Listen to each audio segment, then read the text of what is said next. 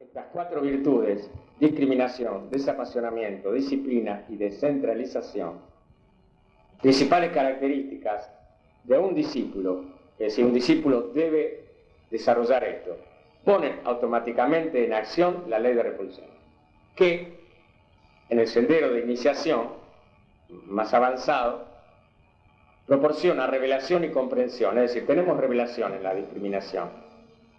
Esas revelaciones las vamos a tener en el conocimiento espiritual y en la relación del conocimiento espiritual con alguna ciencia valedera del mundo concreto, por ejemplo, y comprensión. Podemos descubrir cosas. Expresar esta ley en el sendero de iniciación está muy lejos de aquellos que aún no están versados en las discriminaciones fundamentales y en el desapasionamiento. Por lo tanto, dicen los maestros, ¿creen que es necesario explicar cómo actúa esta ley en la vida del iniciado? Creo que no. El discípulo procurará establecer sin pasión, ni dolor o sufrimiento. O sea, debemos tratar de establecer, esto es como un test para cada uno, sin dolor ni sufrimiento, la diferencia que existe, no habla acá de pares y opuestos, la diferencia que existe entre, primero, correcto y erróneo. Segundo, bien y mal. Tercero, luz y oscuridad en sentido espiritual. Cuarto, prisión y libertad. Quinto, amor y odio. Sexto, introversión y extroversión. Sería conveniente reflexionar sobre esta dualidad. O sea, introversión y extroversión. Esto es muy importante. Precisamente cuando hay centralización, hay introversión. Esa introversión puede llevar al individuo a una enfermedad psicológica. Si esa introversión es en sentido espiritual para luego salir en acción centrífuga, esto es bueno o aceptable. Séptimo, verdad y falsedad. Octavo, conocimiento místico y oculto. Noveno, el yo superior y el yo pequeño, el no yo. Y décimo, alma y cuerpo. Hay muchas más cualidades o dualidades que podrían ser enumeradas. Habiendo descubierto la existencia de estos opuestos, la tarea del discípulo consiste en descubrir aquello que no es ninguno de ellos. Constituye el camino central e intermedio revelado al iniciado por la actuación de la ley de repulsión, que ocultamente le permite apartar con cualquiera de sus manos, lejos de su camino, aquello que obstaculiza y vela el camino central de luz. La seguridad del hombre que busca el camino iluminado no se encuentra ni a la derecha ni a la izquierda. Quiero aclararles esto. A mí me resultó muy fácil aceptar sin este razonamiento la ley del uno. ¿Y dónde yo explico la ley del uno? En Hacia la conciencia cósmica. Vanguardia teosófica, fines del 80, España, Burgos, Bilbao, 1994. Y si lo quieren ver mejor, esta ley en un sentido significativo, en Paso a la Cuarta Dimensión.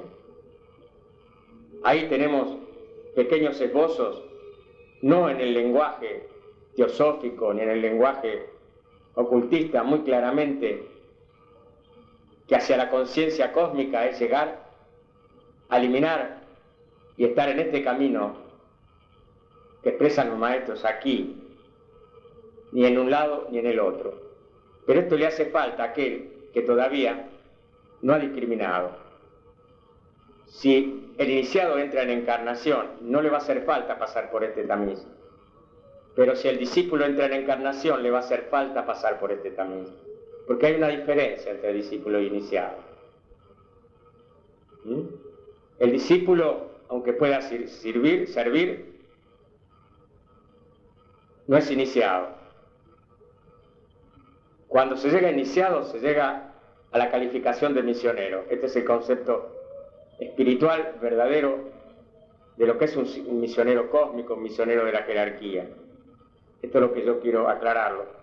Y lo explica muy bien el maestro Kutumi en el Gurú y el Che.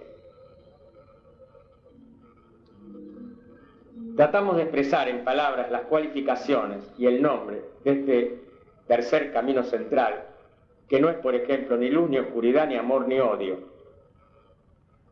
Dicen los maestros, no podemos ver con claridad lo que podría ser, ni lo veremos, hasta que el acrecentado estímulo liberado en nosotros, en el sendero de la iniciación, efectúe su trabajo designado. Una idea de lo que esto significa aparecerá, aunque confusamente, ante nuestra visión, al tratar la tercera parte de esta ley. Vamos a ver ahora la ley de repulsión y el peregrino en el camino de la vida. La ley de repulsión impulsa en 7 direcciones y obliga a todo con lo cual entra en contacto a volver al seno de los 7 padres espirituales. Estamos ante una ley cósmica, una ley profunda que actúa por sí misma, pero que puede ser utilizada en simbiosis con el pensamiento del aspirante. Esto es lo que se deduce en este momento. Es decir, no esperar que trabaje la ley, sino que precisamente nosotros tenemos que lograr autoconciencia y en ese discurrir, al ponernos en acuerdo con esta ley, que es una de las leyes absolutas, podemos entonces interpretarla y comprenderla cuando hemos hecho discriminación, desapasionamiento, disciplina y descentralización. Hemos considerado definitivamente el camino de repulsión regido por esta ley, que es el camino o la técnica para cada tipo de rayo. Aunque puede observarse que la misma ley actúa en los 7 casos y en las 7 direcciones, los resultados, sin embargo, diferirán porque la cualidad y la apariencia fenoménica sobre las cuales la ley de la voluntad divina hace su impacto y la consiguiente impresión difieren ampliamente. Por consiguiente, la complejidad del problema es grande. Estas 7 leyes del alma se hallan detrás de todas las diferentes presentaciones de la verdad, tales como han sido dadas por los instructores mundiales en el transcurso de las edades. No obstante, se requiere mucha visión interna espiritual para ayudar al discípulo común a comprender la analogía o la tendencia de las ideas que, por ejemplo, vinculan. Primero, las beatitudes enunciadas por Cristo y estas 7 leyes. Segundo, las etapas del noble óctuple sendero del Buda y estas potencias del alma. Tercero, los 8 medios para adquirir la unión con el alma y este septenario de influencia. Y cuarto, los 10 mandamientos de la religión semítica y estas 7 leyes espirituales. Los estudiantes hallarán interesante comprobar su comprensión acerca de las relaciones esotéricas que existen en estas enseñanzas y verán si pueden por sí mismos desentrañar los significados fundamentales. A título de ilustración, van a trazar los maestros y van a indicar la relación que existe entre las 7 leyes y los 8 medios para adquirir esa unión con la fuente, esa unión de que ellos hablan y que hicimos referencia con el alma superior y este septenario y el septenario de influencia, que es nuestro universo, que ahora va a cambiar a otro patrón, porque estamos en un cambio. Y esto está vinculado, por supuesto, y analizado a la diferencia que puede existir en el entendimiento del esotérico, el discípulo entrenado y el iniciado. Los 8 puntos a que hacen referencia, los 8 medios para adquirir la unión con el alma, son los siguientes. Primero, los 5 mandamientos. Habla de 5 mandamientos. Esto está vinculado a la ley del impulso magnético, la fuerza del segundo rayo. El deber universal es una cualidad de este aspecto de la ley. ¿Y a qué lleva esta ley cuando trabaja en nosotros? Inclusión y atracción. Es decir, una correcta inclusión de las cosas y de los seres, y atracción. Punto 2. Las reglas. Este punto 2, la ley del sacrificio. La fuerza del cuarto rayo es para el autoentrenamiento del ser. ¿Y cuál es la clave? Muero diariamente. Esto es muy entendible, pero debe ser analizado por aquellos que todavía no lo entienden. Muero diariamente.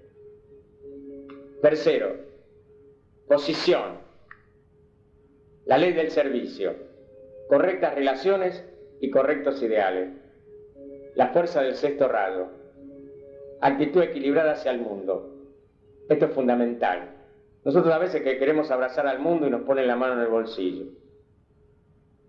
Entonces acá dice muy claramente, actitud equilibrada hacia el mundo. Para no abrazarme con Satanás. Representado en algunas almas perversas. Correctas relaciones y correctos ideales. Es decir, no sus metas, sino ideales trascendentes. Las submetas están dentro de las relatividades, que son mudables, y no sirven para el desarrollo del alma. Por ahí entonces está la ley, actúa esta ley. Cuarto, pranayama, la fuerza del séptimo rayo, la ley del progreso grupal, la ley del desarrollo espiritual, la ley del vivir rítmico. Vivir rítmico significa también fuerza. ¿Qué es lo que le falta a la humanidad? ¿Qué es lo que es el grave problema que tenemos ahora? La falta de motivaciones. Muchos lo pueden plantear como elemento social, pero en el fondo es un elemento también individual y muy fuerte. Y nos lleva a esto, esta fuerza del séptimo rayo, a la transmutación, y nos lleva a la ley del desarrollo espiritual, el ritmo. Hacer de la vida y del servicio un aspecto rítmico, como lo hacen ustedes. Entonces estamos logrando orden y fuerza, cosa que la humanidad está perdiendo orden y fuerza. Quinto, abstracción, la fuerza del primer rayo, la ley de repulsión. La ley de repulsión está vinculada, y lo remarcamos, a la fuerza del primer rayo. Abstenerse de desear. Abstenerse de desear, lo más posible. Lo más posible, aclaro esto, es una aclaración personal. Esto en sánscrito es pratyahara o pratyahara. El repudio del deseo. Esto también debe ser una actitud equilibrada. Esto lo remarco yo, ayudado por las enseñanzas superiores del espíritu. Sexto, atención, la fuerza del tercer rayo, la ley de amplia respuesta que vamos a ver luego de estas leyes que nos quedan. Correcta orientación, es lo que Alberto se ha expresado muchas veces, atención con las diferentes ondas de emisión. En este momento es peligroso. Correcta orientación. Estoy hablando de cuando se hacen trabajos y cosas espirituales o cuando entramos en cosas astrales del mundo, en la cual vamos a tener siempre la acechanza de aquellas fuerzas astrales del mal cósmico que van a querer que la luz sea gris y no se exprese con claridad para poder minar la voluntad de un aspirante espiritual. Séptimo, meditación, fuerza de quinto rayo, correcto empleo de la mente, vinculada a la ley de los cuatro inferiores, que también las vamos a ver. Esto significa, el alma está en profunda meditación. Esto hay que entenderlo. Primero, podemos trabajar con meditación práctica, que es una clave.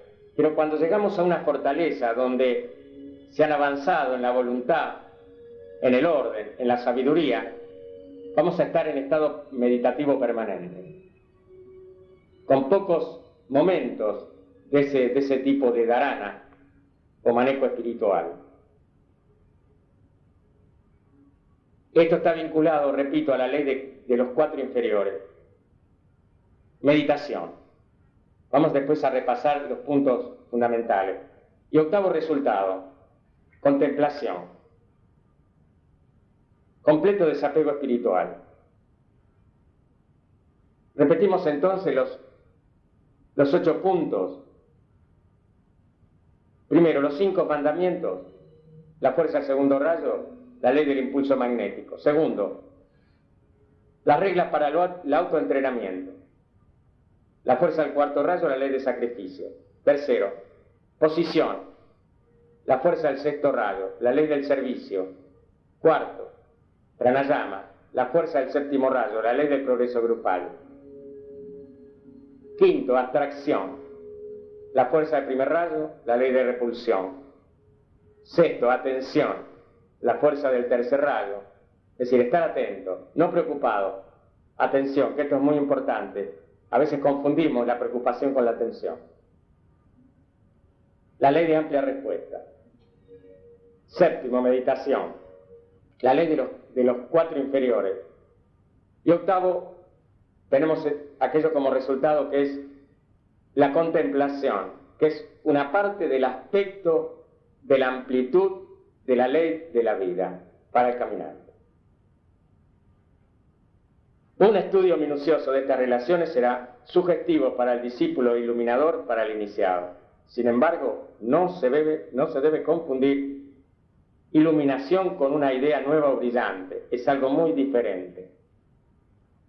La diferencia es comparable a lo que existe entre la luz de una estrella y la luz de un sol, que aumenta constantemente. Una revela la realidad de la noche, la otra revela el mundo de la luz de día o diurna y del ser consciente.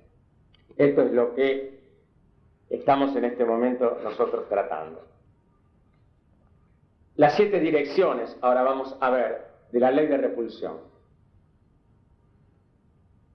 Recordamos que la ley de repulsión era la ley de los ángeles destructores y remarcamos que actúa en 7 direcciones y produce efectos sobre 7 tipos diferentes de seres y de hombres, y debido a su actividad atrae al hijo pródigo de vuelta al hogar del Padre. Es decir, ¿cuál es la síntesis de esta ley? Volver a la fuente.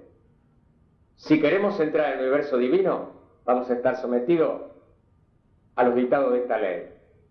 La ley del hijo pródigo que nosotros tenemos como ejemplo es una parte de esta vuelta al hogar del Padre o del Logos o de Dios o de lo absoluto o de Brahman o para Brahman, como lo quisiéramos llamar.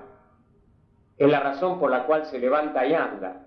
Sin embargo, debe recordarse que cuando Cristo narró esta historia, dejó bien aclarado que no tenía ningún anhelo de volver hasta que el peregrino hubo recapacitado y recobrado su sentido común como resultado de haber satisfecho los deseos de una vida desenfrenada. Después de esto sobrevino la consiguiente saciedad y el descontento, y luego un periodo de intenso sufrimiento que quebró su voluntad de ambular y desear. Este es el caso del hijo pródigo, y vuelve al Padre, después de haber... Un estudio sobre dicha historia será revelador. En ninguna escritura se conserva la secuencia de estos acontecimientos como en la Biblia. Hay que considerar la existencia del peregrino, su vida en su país lejano y su regreso. Y están tan concisa y bellamente narrados. Estudies esta narración y léase en la Biblia la trayectoria del peregrino. El efecto de esta ley de repulsión, cuando actúa en el mundo del discípulo y destruye aquello que obstaculiza, es una ley benéfica, porque va a destruir, si nosotros buscamos el camino con pureza, como lo plantean los maestros y viejos sabios, nosotros vamos a estar sometidos a esta ley benéfica que va a destruir aquello que obstaculiza nuestro camino y hace regresar al peregrino consciente y apresuradamente a uno de los 7 rayos que conducen al centro. Esto no puede detallarse aquí. Nuestra tarea actual es hollar el sendero de probación del discipulado y aprender la disciplina, el desapasionamiento y las otras 2 necesidades del camino, discriminación y descentralización. Volvemos a machacar sobre lo mismo. Es lo que tenemos que seguir desarrollando. Ustedes son muy buenos discriminadores, pero no han llegado al pináculo de la discriminación, porque son probacionistas y en el camino del discipulado. cuando sean o estén en el camino de la iniciación o del verdadero misionero, van a discriminar con una claridad absoluta, porque en alguna medida también han logrado descentralización. No obstante, es posible indicar la meta y señalar la potencia de las fuerzas a las cuales estaremos acrecentadamente sometidos cuando entremos, como algunos de nosotros podemos hacerlo, dicen los maestros, en el discipulado aceptado.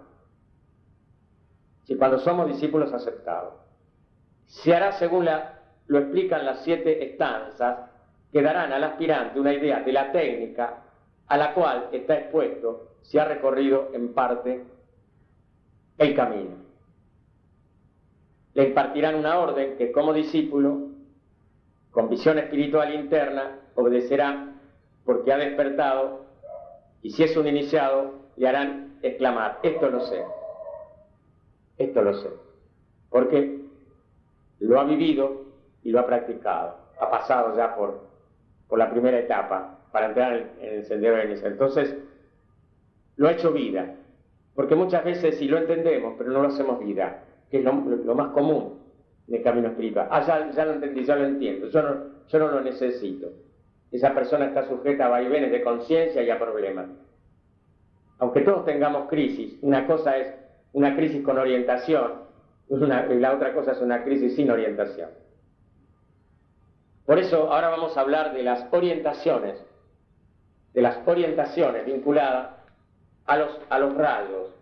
Por ejemplo, la orientación del primer rasgo dice: el jardín se ha revelado, en ordenada belleza viven sus flores y árboles, el zumbido del alado vuelo de las abejas y de los insectos se oye en todas partes, el aire está saturado de perfume,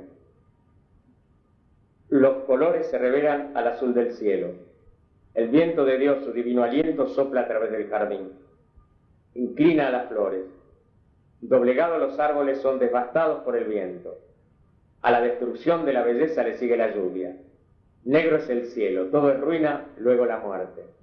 Después otro jardín, pero parece estar muy lejos en el tiempo. Se invoca a un jardinero, el alma responde. Se invoca a la lluvia, al viento, al sol calcinante. Invoquen al jardinero, luego dejen que continúe el trabajo. La destrucción precede siempre al reinado de la belleza. La ruina precede a lo real. El jardín y el jardinero deben despertar. El trabajo prosigue. La orientación del segundo rayo. El estudioso conoce la verdad. Todo le es revelado. Rodeado por sus libros y protegido por el mundo del pensamiento, orada como un topo y abre su camino en la oscuridad. Cega el conocimiento del mundo de las cosas naturales. Su ojo está cerrado. Sus ojos están ampliamente abiertos. Mora en su mundo con profunda satisfacción. Detalle tras detalle penetra el contenido de su mundo mental. Acopia las pepitas del conocimiento del mundo, así como una ardilla almacena sus nueces. El depósito está colmado. Repentinamente desciende una azada, porque el pensador cuida el jardín de sus pensamientos, y así destruye los pasajes de la mente. Se produce la ruina, destruyendo rápidamente el depósito de su mente y la seguridad, la oscuridad y la calidez que proporciona una investigación satisfactoria. Todo ha sido eliminado. Penetra la luz estival, los rincones oscuros de la mente ven la luz. Nada queda sino la luz, y esta no puede utilizarse. Los ojos están cegados, y el único ojo aún no ve. Lentamente debe ir abriéndose el ojo de la sabiduría. Paulatinamente el amor, por lo verdadero, lo bello y lo bueno, debe penetrar los pasajes oscuros del pensamiento mundano. Gradualmente la antorcha de la luz, el fuego de la rectitud debe consumir los tesoros acumulados durante el pasado que aún demuestran su utilidad fundamental. Los 7 caminos de luz tienen que alejar la atención del estudioso de todo lo que ha encontrado, acumulado y utilizado. Esto lo rechaza y encuentra su camino hacia el aula de la sabiduría, erigida en una colina y no bajo tierra. Solo el ojo abierto puede hallar este camino. La orientación del tercer rayo. Rodeado por multitud de hilos y encerrado en la infinidad de los pliegues de la tela se encuentra el tejedor. Ninguna luz puede llegar donde se encuentra. Por la luz de una pequeña vela ubicada en la cima de su cabeza ve confusamente. Recoge un puñado tras otro de hilos y trata de tejer la alfombra de sus pensamientos y sueños, deseos y objetivos. Sus pies se mueven constantemente, sus manos trabajan rápidamente, su voz sin cesar entona las palabras. Yo tejo el diseño que busco y quiero. La urdimbre y la trama están planeadas por mi deseo. Recojo un hilo aquí y un color allá. Tomo otro allí. Mezclo los colores, mezclo y fusiono los hilos. Aún no puedo ver el diseño, pero con seguridad estaré de acuerdo a mi deseo. Se escuchan voces agudas y se percibe un movimiento fuera de la cámara oscurecida, donde se halla el tejedor aumentando en volumen y poder. Una ventana se quiebra y aunque el tejedor grita cegado por la fuerte luz, el sol brilla sobre su alfombra tejida, así queda revelada su fealdad. Una voz exclama: tejedor, mira desde tu ventana y observa el canon de los cielos, el modelo del plan, el colorido y la belleza del todo. Destruye la alfombra en la que has trabajado durante edades. No satisface tu necesidad. Entonces teje nuevamente, tejedor. Teje a la luz del día, teje como tú ves el plan. La orientación del cuarto rayo. Tomo, mezclo y fusiono. Reúno lo que deseo. Armonizo el todo. Así habló el mezclador cuando permanecía en la cámara oscura. Comprendo la belleza invisible del mundo.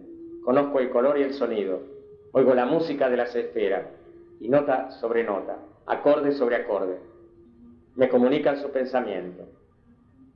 Las voces que escucho me intrigan y atraen y trato de trabajar con los veneros de donde surgen estos sonidos. Intento pintar y mezclar los pigmentos necesarios. Debo crear la música que atraerá hacia mí a aquellos que aman las obras pictóricas que ejecuto, los colores que mezclo, la música que puedo evocar. Por consiguiente, a mí me querrán y a mí me adorarán.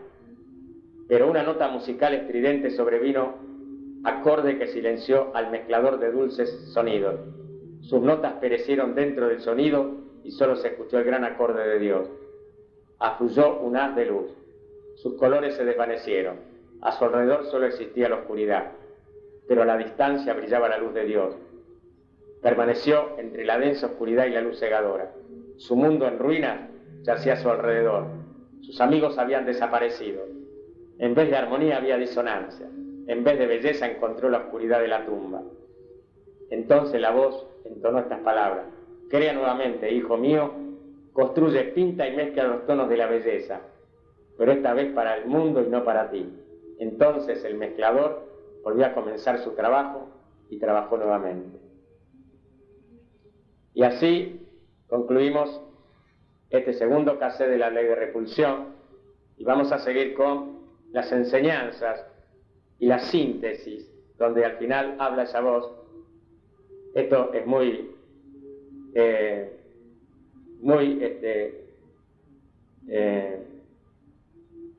entendible lo que estamos tratando.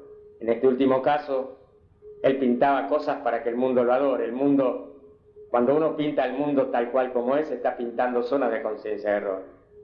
Cuando pinta para la verdad, cuando pinta la belleza de la vida, está pintando la verdad, la realidad de aquello que es el plan y aquello que va a armonizar la vida de él y la vida de todos. Este es el caso del músico, de la orientación del cuarto rayo. Lo podemos aplicar a cualquier aspecto de la belleza. Es en este momento donde muchos artistas sufren, en un mundo en crisis, donde sus obras no son reconocidas. Y esto es así porque hay muchas cosas todavía, muchas neblinas, muchas mediocridades que todos los seres deben comprender y realizar. Desde el pintar irrealidad, que nos sirve para muchas cosas, y el de sobrevenir en su interno aquello que es orgullo.